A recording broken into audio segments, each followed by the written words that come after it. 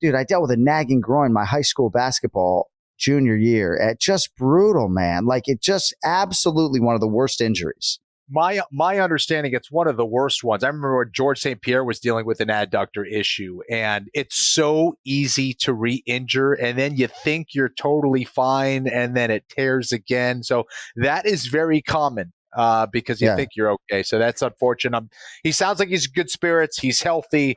Can't wait to see him back, man. Seems like a really good dude. One thing that I do think is different about Boston and Philadelphia in a broad sense as sports towns, and I'm not banging on Philadelphia whatsoever. Kenny wasn't the biggest Boston sports fan in the world at every moment of his life. And certainly there were times during your career where you couldn't have cared less about the Boston Celtics, but you are unmistakably a Boston sports fan now and completely locked into the Patriots. And it is interesting for me. A lot of these guys from Philly, I thought Sean, and he was a little bit of a step up than Felder, but like Paul Felder's brother, Tommy, is locked in, you can be sure. Yeah. It's interesting for me. A lot of these guys in a rabid Philadelphia sports town like Philly, they don't really give a rip.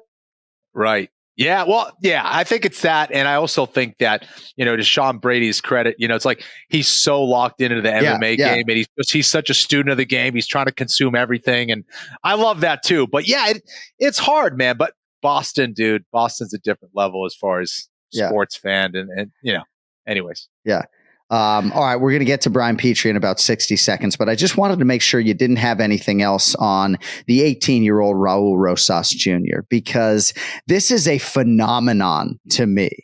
He walks into our fighter meeting room, and there is something undeniably special about it. I'm not saying I get starstruck around an 18-year-old boy, right? But to come back from this Christian Rodriguez loss in this manner against any man, right? Handpicked matchup or otherwise. I know Longo referenced Paddy Pimblett, but you do easier than Terrence Mitchell if you're really trying to get a guy a win. I know he's a massive favorite, but you still got to go out there and do it, and to do it with style points like that. And I don't know, man. I'm here for it. I'm here for the Raul Rosas Jr. show. I don't think he'll be still fighting the UFC when he's 36. But I'm here for it.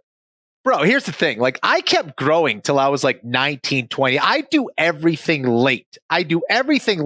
So the fact that this kid is 18 years old in a man's sport, this isn't like tennis, okay? This isn't soccer where, we see that's commonplace, where physicality, you can kind of get around. This is a big deal that an 18-year-old is fighting at a professional level. And it's also one of those situations where it's sink or swim too, right? Because you can get into the UFC too early, things get mismanaged, and now you're out of there, you're in the lower leagues, and then people remember, there was some Rosas guy who was in there. So, the fact that he's in there and he's doing well, and it seems like he's, staying focused. The question is, can he stay focused, right? With all that's going on in his life, that's going to be critical and not an easy thing to manage. And I go back to, Mike Tyson, when he was champion of the world, at such a young age, trying to manage all of that, the youth, the hormones, the fame, the money, the women, all those things. It is not an easy thing. And the fact that he's competing at the highest level right now in the UFC with all those eyeballs watching, I wouldn't be able to do it. At least I'm pretty sure I wouldn't be able to do it at 18. So, it is very remarkable that he's able to pull it all together. Well, and the good news is he really is a true martial artist, talking about choke variations and a lot of drills and making submission adjustments. And I think the nature of his training camp for C-Rod was so bad that he can feed off of that, right? That I know what I didn't do during a training camp that resulted in a loss. And even at 18, I find that to be hugely valuable for him. The other thing is that, he's got a mean streak and he's a little bit of a dick, right? Which I think is good. Everybody, I think, in like the public sees that he'll willingly get on a microphone and say things like, "Oh, I'm just here to take out the trash for Dana White," right? Like, this dude doesn't care about your feelings, and he's true to who he is, and that side of him, you see it in his post-fight interviews. So I don't know, man. I just think he has an edge. Maybe that's a better way to put it. Like, he definitely has an edge to him, even though he's only 18. So very excited to see the future for Raul Rosas Jr. All right, we got another UFC fight night coming up this weekend. So we're going to call on the able mind of Brian Petrie, our handicapper from the MMA Takes podcast, to help us with our main event challenge and our pronunciation of the week. And it's good to see you. Are you and KenFlo excited for a dark week? You guys have been making a lot of predictions. We get through Rafael Fiziev and Mateusz Gamrot. You guys get a week off. I mean, right now it sounds nice, but then by like Tuesday, Wednesday, I'd be like, man, I want, I like exactly. I miss some fights, you know what I mean? But no, we've been lights out, KenFlo and I. So yeah, it's good. Yeah, see, here's the thing. BP's on kind of on a roll right now. I need a reset, so I might need this dark week to kind of reset, refresh. You know what I mean? So makes sense. Yeah. We're giving you the whole week off. The Anik Florian podcast is going to be dark. It's one of, I think, 2 scheduled dark weeks the entire year. I'm going on vacation. Nice. We're shutting it down, and we'll be back the first week of October. But we have work to attend to until we get there. We have a pronunciation of the week. It involves our main event athlete. Yeah. It is not Rafael Fiziev. This man is a Polish mauler.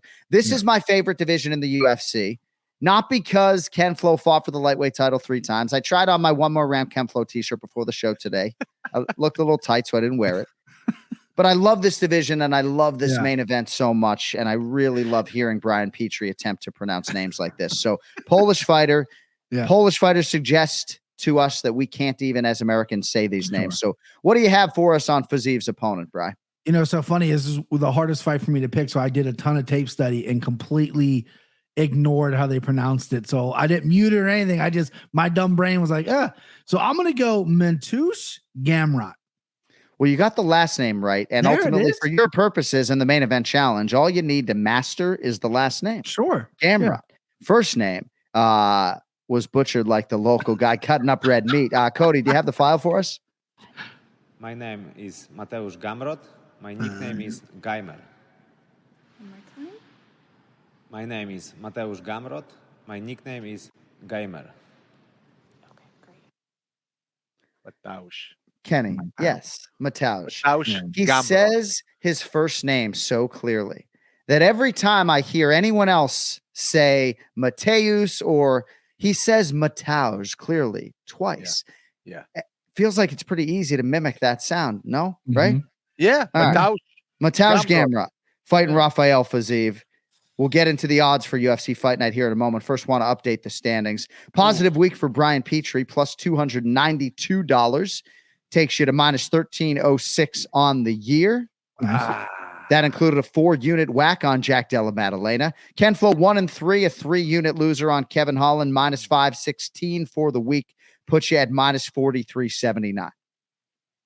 KenFlo's going to have to take some chances if he's going to avoid cracking a beer bottle over his head. Reminder, if you put rocks in the beer bottle first, it'll soften up the glass before you and Cody smash those over your head. I also thought if you guys wanted to just like staple your head instead, that might work too. I don't know if that's, Never done that. There are options. Just know that you'll want to not get a haircut for a few weeks before you pay this off for me and Petrie. It's rough. All right, first selection at featherweight. Charles Air Jourdain, minus 148, taking on Ricardo Hamos, plus 124. Jourdain has been very active, Bri. Fought 3 times in 2021, 3 times in 2022. And coming off what I thought, Bri, was a real clean win over Kron Gracie, UFC 288 back in May. And now he draws Hamos, who's also coming off a win, but his was all the way back in June of 2022 over Danny Chavez. Bonus winning knockout at that. What do you have for us on this one, BP? Yeah, I like this fight. This is a really good matchup. Unfortunately, Charles Jourdain's not going to get credit, enough credit for his win over Kron Gracie, because everyone's going to be like, what the was Kron Gracie doing in that fight? What is it, 1995? But I think Jourdain's still a young fighter. He's talented. He is a black belt. I know there's levels to that. His wrestling is the one thing that I think he really needs to work on. Wrestling defense, that is. And Ricardo Hamos here, explosive spinning attacks. He likes to grapple a little bit nowadays, too. He took Bill Algeo down 8 times. I think Bill Algeo is long for the division. Charles Jourdain, not quite as long, but very similar body types. I like Jourdain's striking. I think he's more precise. I think he's more technical. Hamos is more explosive. I do think Hamos has the X factor on taking this fight to the ground. Everything's leading me to take the dog, but I can't pick against Charles Jourdain. I like this guy. I think he's talented. I think this could be a close fight. Not going to put a lot of money on it. Probably goes to decision, and we're going to see what kind of judges show up, but I like Jourdain. KenFlo, Charles Jourdain, Ricardo Hamos. Who do you like? Yeah, in regards to Jourdain's last fight against Crone, I think that the positive was that he was disciplined and he was clearly the better fighter, no question about that. But I think in past fights, he doesn't always stay disciplined. It's almost like, I want to be more exciting. That trumps everything else. So I'm going to be that dude. And the fact that he was disciplined, he was focused, he didn't get out of his game plan, I thought was a really solid sign. Now he's going against a guy in Hamos who I think could really pose some problems. They are very similar in their approach and how they fight a little bit. I think they're similar in skill. And because of that, I'm just kind of going to lean on the underdog a little bit here in Hamos. I could see either of these guys winning this fight, but when I see this fight that's very closely contested, I'm going to lean towards the dog here. Hamos got injured late 2022. Then he missed weight for a scheduled fight with Austin Lingo earlier this year. So his first start of the year, we'll see how it goes against Charles Jourdain. That brings us to Brian Battle, -180 against AJ Fletcher, +150 in the welterweight division. So Battle coming off that monumental 14-second knockout of Gabe Green in front of Kenny Florian in Charlotte, North Carolina. Now he spins it forward, takes on Lafayette, Louisiana's AJ Fletcher, who is built like the side of a backyard shed. There he is. KenFlo's going to lead us off here. Who do you love? Brian Battle, -180, AJ Fletcher, +150. Yeah, this is interesting, man. Yeah, AJ Fletcher is jacked. I think he can go into bodybuilding if this whole fighting thing doesn't work out.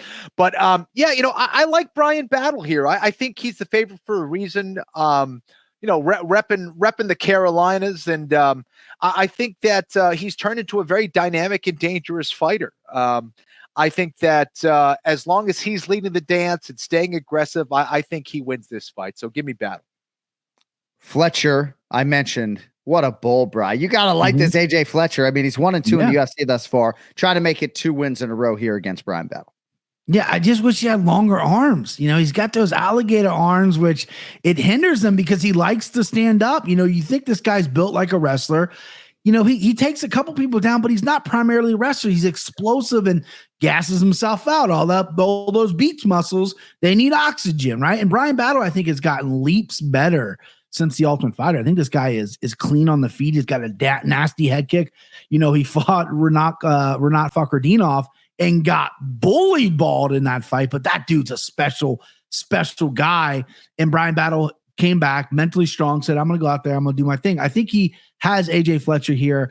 Could be a finish, possibly. Fletcher is tough. But I do think Battle maybe late round, second, third round, Fletcher slows down, Battle doesn't slow down. Give me Brian Battle. Got to change that nickname. I mean, has there ever been a nickname that ends in like Brian Battle Test It? You know what I mean? Like, that's a good nickname. So what is his nickname? Pooh Bear. Yeah, no good. So yeah, Brian Battle Test It. I've talked about this too. If Johnny Walker, right? Johnny Walker's on the cusp of contention, legitimately. Just grab blue or black and put it on the end of your name and have Bruce Buffer announce you as Johnny Walker Blue, and people be like, what? Johnny Walker Blue? Everybody be talking.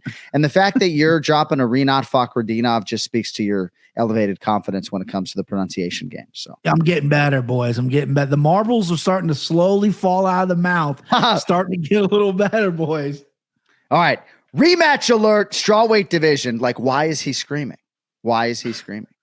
People who don't listen to this podcast and then do for the first time are like, what is this guy's problem? Like on TV, he seems strawweight rematch, guys. Marina Rodriguez -310, Michelle Waterson Gomez +250. First fight was a main event at flyweight at the UFC Apex. That was in Enterprise, Nevada, by the way. Rodriguez won that fight rather dominantly, I thought. Now they run it back down 10 pounds. So Rodriguez went from winning 4 in a row, Bri, to now being in danger of losing 3 in a row. Big spot for her, but a huge price. I tend to see some value on that Waterson Gomez side at +250. How do you see it, Bri? Yeah, I think you're 100% right. I'm gonna go with Marina Rodriguez because I love saying her name and I crushed it. But her boxing, she's 0-2 in her last 2, which is ran into a right hand with Lemos and then dropped the decision. She's getting up there in age a little bit, but I still think she's really clean on the feet. She's so polished on the feet. And with the karate hottie, with that Boston accent, you can drop really good. Michelle Waterson Gomez, she's starting to get really just nails in there, right? Before it was like this pretty striking, throw some cool kicks. Didn't like the firefight. Now she lives in the firefights. She's proven to be extremely durable, has some problems on the ground with some submission. Don't think that's going to be a problem here. Michelle Waterson also likes to take the fight to the ground herself. Landed one takedown in the first fight. She's doing that more. Hopefully it's not the head and arm throw because, that's going to get countered. You know what I mean? We got to clean those up. Yeah. But I think there's tremendous value on Waterson for sure, but I'm going to go Mina Rodriguez because I just think she's cleaner, more polished, has the win over Waterson as well. And I don't know. I got a feeling it is a high price. I think this is a parlay piece. There's 2 other female fights on this card. I think you can throw it in I know chicks parlay if you want to go all chicks, something like that. We can do that, but give me Rodriguez. Let's care. Yes. The way you said Marina Rodriguez that first time, bro, I can't even listen to the analysis that follows. I'm just so mesmerized. You gave Cody another soundbite right there. Second time you said it too, closing out the selection. You could probably cut that one up too. But we got to move on, KenFlo. Waterson Gomez has not won since a split decision nod. It came against Angela Hill back in 2020.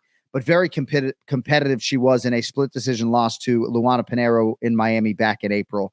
And I really have leaned into a lot of what Brian was just saying. She lives in the firefight now. That has been a switch flip for Waterson Gomez. She's always been tough, but she just seems to really enjoy the taste of her own blood these days. And I think some might see value on her plus 250. The line continues to climb towards Marina Rodriguez. Which way are you going here? Absolutely. And I agree. And I think she kind of needs to do that here in this fight against Marina Rodriguez. And I do think it's going to be a difficult fight for her. I don't love the numbers on Rodriguez here, but Michelle Waterson Gomez does have a path to victory. I just feel like her game plan is going to have to be absolutely perfect here. And I do think she has some advantages if she's able to put Rodriguez on her back. I just don't think she's going to be able to do it enough and consistently enough to win this fight. I think Rodriguez is kind of the more well-rounded striker. She's a little bit more versatile on the feet. And I think that you have to believe that she's been working on her takedown defense in the last couple fights. Both these women on a losing streak here. Very, very important fight. But I like Rodriguez here. All right, that brings us to the co-main event. Back to you, Petrie, at featherweight. 10th ranked Bryce Mitchell, minus 205. We have seen this price steadily climb on DraftKings Sportsbook towards Mitchell.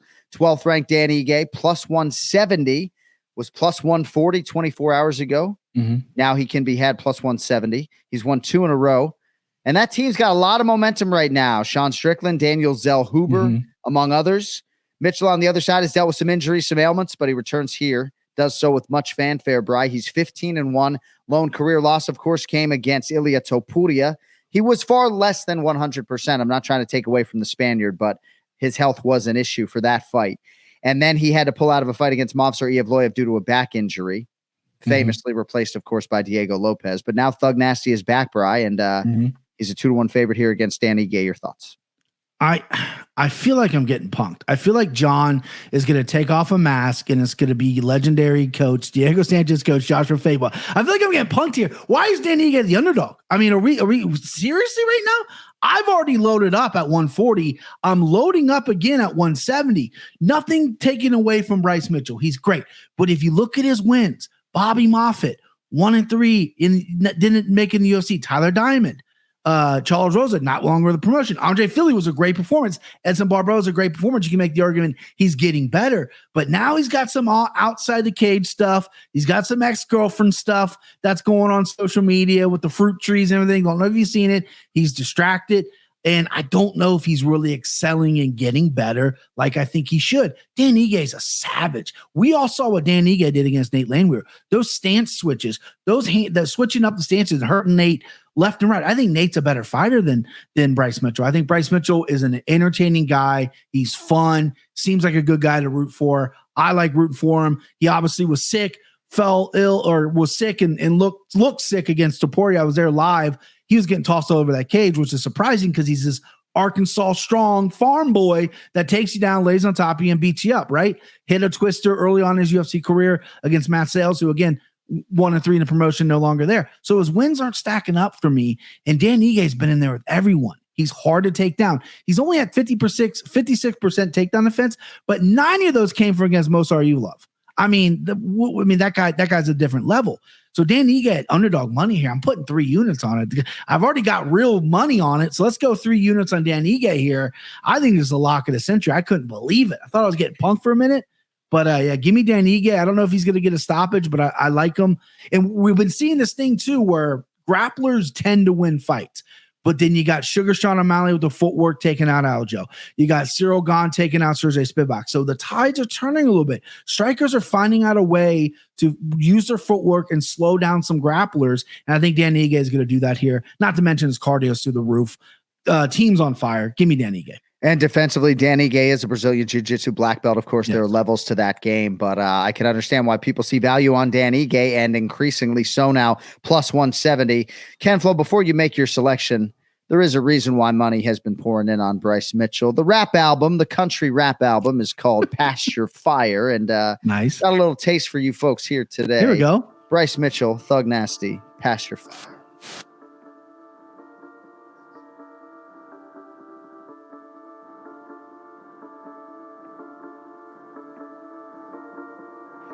Oh, so good. Just wait, KenFlo. Just fucking wait, dude. That's 70 seconds of your life. Feel like a DJ trying to fill this music bed before Bryce Mitchell takes over. DJ Anik.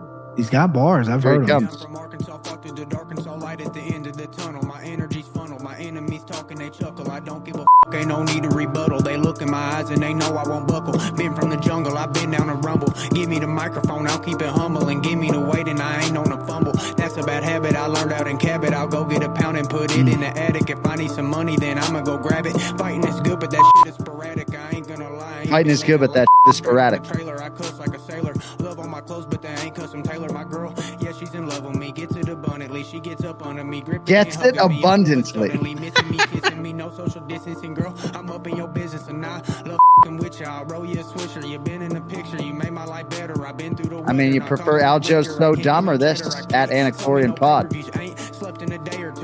All right, Cody, you can say that for me. Thank you very much. The Darkensaw. Good, man. The Darkensaw. Let me ask you a question, Jay. I know you used to spit a little bit back in the day. He's better than me. He's better than you. All right. I didn't know if you were taking if you could get a hot 16 and better than Bryce.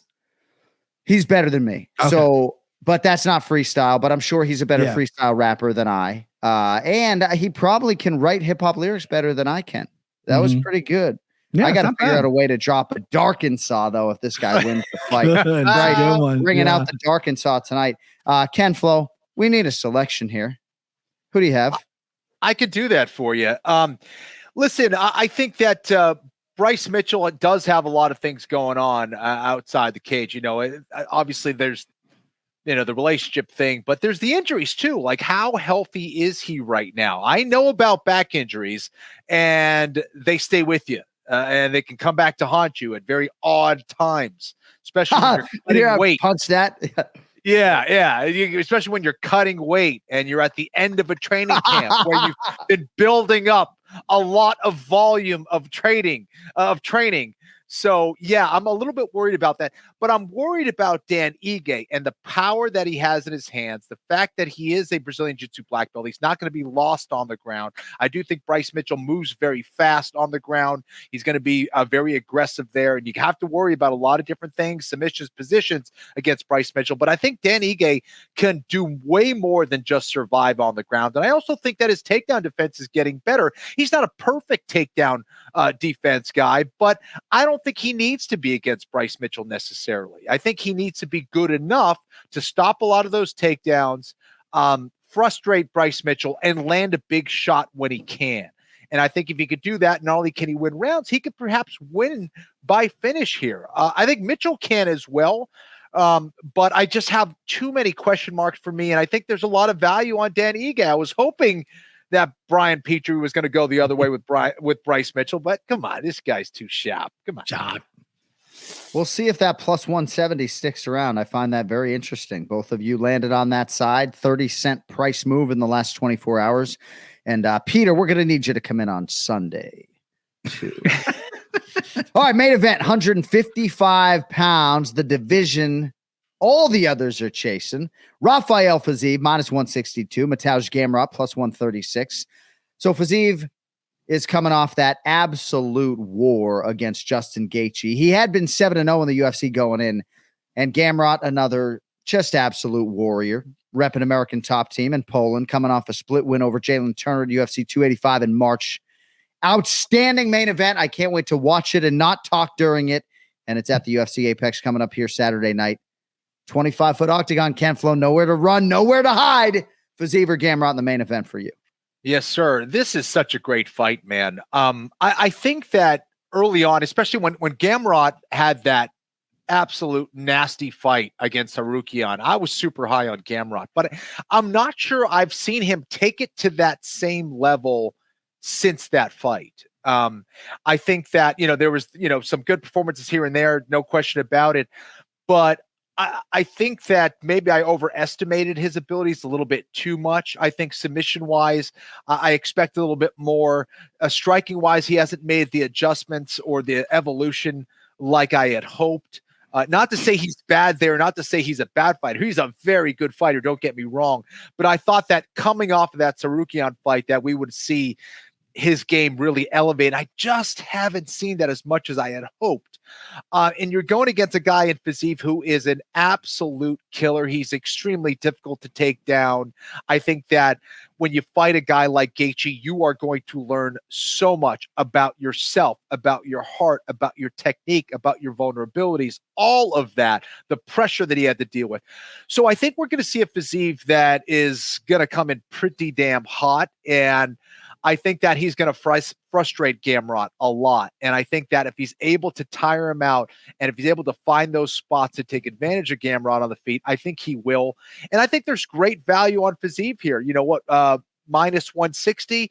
I don't think we're going to see that too often out of Fiziev against matchups that are similar like this. So I got to go for it, man. I'm in big trouble. Give me 5 units on Fiziev. Hey, yeah. 5-unit whacker on Rafael Fiziev for KenFlo. That is an $810 wager to win 500. Brian Petrie, the floor is yours. Who do you like in the main event? Love that pick. Love that breakdown from KenFlo. This fight was really intriguing when I first got announced. I really dove deep into it. I love when a main event like stumps me, right? I got to dive in. I got to look at the tape. I got to go over the stats. And Gamrot is a guy who's super durable and tough, but in the Benny Dariush fight, what impressed me was he got rocked, and Benny can crack, and he got up, but he rushed so many takedowns. Instead of letting his hands go, he dove for takedowns, and it wore himself out, and Benny was ready for it, and that just shut him down. It's, he's a very aggressive and good fighter, and he rushes takedowns too much when I think his stand-up is coming along pretty well. He's obviously good on the ground. Then you get Fiziev. Well, this guy debuts in the UFC, gets knocked out. I'm like, oh, this world-class striker gets knocked out, runs off some amazing performances. Had a little stutter against Bobby Green, in my opinion. Some people thought Bobby Green lost. He just slowed down. I thought Fiziev won. But then he gets Justin Gaethje, who's a majority decision loss. He won the first round, lost the final 2, in my opinion. In the third round, he got chopped up a little bit, got bloodied up a little bit. But this guy's stand-up is so shiny. It's a shiny little polished tool. I love it. I love it. My only critique with him, and this is coming from a fathead kid from Cincinnati, my only critique from him is he kind of gets in this rhythm of like the Muay Thai kickboxing rhythm with his striking, and Gaethje read that by the third round. I wish he would be just a little bit more flowy, but that's the smallest critique ever. I think his stand-up is phenomenal. He looks to be in insane shape. We haven't really seen anybody really test his grappling. I've heard world's reviews about it in the gym, how hard he is to get down. He'll toss you on your fucking head. So this is going to prove it here. And he answered the question over the cardio. That's another thing. He's improving.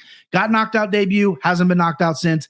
Stuttered a little bit cardio-wise against Bobby Green. Goes out there and finishes Rafael dos Anjos in the first round. He's proving himself constantly, taking it seriously. This is a guy that's lights out. I agree with Kenny. Price is low. I'm going to go ahead and put 2 units on it as well for my remaining 5. I love Fiziev here. I think this is going to be a banger of a fight. There's some questions that need to be answered, and I think we might have one here at 55, boys. I really do. All right, nicely done. Any other preliminary selections or otherwise before we let you go? I do not. I think Jacob Malkoun is really overpriced, but I do think he's going to absolutely steamroll. All right. Well, I will leave you with this. Your Cincinnati Bengals are 0-2, as are our New England Patriots.